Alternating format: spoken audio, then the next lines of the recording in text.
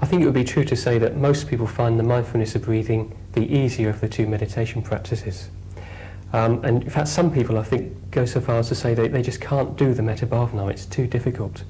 What would you say to people who said that?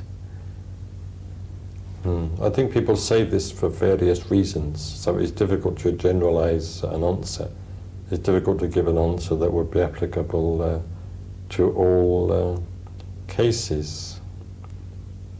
I think a lot of people, when they try to develop feelings of goodwill towards other living beings, are a bit too forceful about it.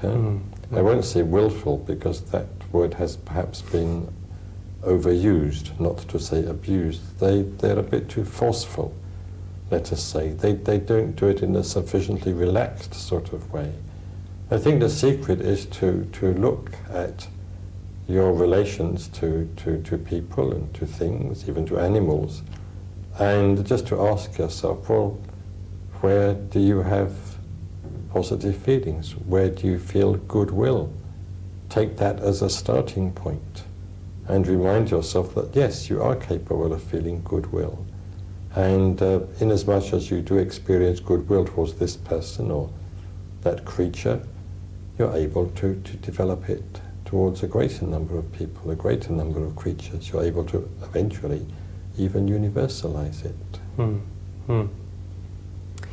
I think of the 5 stages of the Metta Bhavana, the one that people find the most difficult is the first stage, the development of loving kindness towards oneself.